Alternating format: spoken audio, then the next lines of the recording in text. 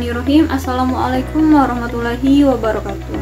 Perkenalkan, nama saya Reni Dianti Mini, NIM saya 1814080076. Saya berasal dari jurusan Tadris IPA Fisika B Angkatan 18, Fakultas Tarbiyah dan Keguruan, Universitas Islam Negeri Imam Bonjol Padang. Nah, di video sebelumnya kita sudah membahas tentang konsep termodinamika dalam tubuh makhluk hidup. Nah, kita masuk ke video terakhir, yaitu tentang membran sel. Masuk ke materi pertama, kita akan membahas tentang konsep fisika dalam membran sel. Gejala atau aplikasi ilmu fisika yang dapat ditemukan di dalam biologi sel diantaranya sebagai berikut. Yang pertama, adanya inti sel atau nukleus. Di dalam inti sel terdapat materi genetik yang berperan dalam mewariskan sifat suatu individu kepada generasi selanjutnya, yaitu DNA. DNA terdiri atas dua rantai panjang yang saling melilit yang disebut dengan double helix. DNA juga tersusun atas molekul-molekul kecil yang disebut dengan nukleotid yang memiliki sifat polar. Ada 4 macam nukleotid, yaitu yang pertama adenin atau A, yang kedua timin atau T, yang ketiga guanin atau G, dan yang terakhir adalah sitosin atau C. Yang kedua yaitu dinding sel. Dinding sel berperan dalam difusi gas yang masuk dan keluar sel yang serta transportasi zat. Dinding sel menerapkan aplikasi fisika, yaitu tekanan yang terkait dengan fungsinya yang membantu sel mengalami tekanan Tugor untuk mempertahankan tekanan isi sel. Tekanan Tugor adalah tekanan yang mendorong membran sel terhadap dinding sel pada tumbuhan. Tekanan Tugor disebabkan oleh timbulnya aliran osmosis air dari bagian dengan konsentrasi yang terlalu rendah atau yang disebut dengan hipotonik di luar sel ke dalam vakuola sel yang memiliki konsentrasi yang lebih tinggi. Yang ketiga yaitu sitoplasma.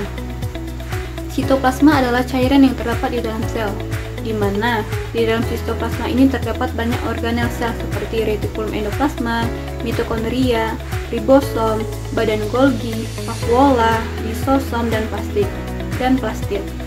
Plastid adalah organel sel yang mengandung klorofil, yaitu zat atau pigmen yang menyebabkan daun itu berwarna hijau. Nah, selanjutnya yaitu tentang konsep transport aktif pada membran. Transport aktif adalah pergerakan atau perpindahan yang menggunakan energi untuk mengeluarkan dan memasukkan ion-ion dan molekul melalui membran sel yang bersifat permeabel dengan tujuan memelihara keseimbangan molekul kecil di dalam sel.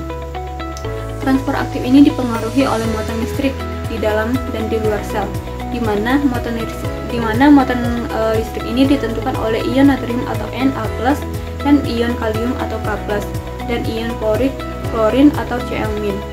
Keluar masuknya ion Na+ dan K+ diatur oleh pompa natrium kalium. Transport aktif dapat berhenti jika sel didinginkan yang mengalami keracunan atau kehabisan energi. Nah, selanjutnya yaitu tentang konsep difusi pada membran.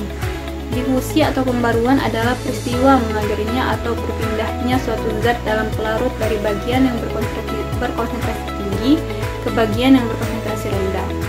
Perbedaan konsentrasi yang ada pada dua larutan disebut dengan gradien konsentrasi.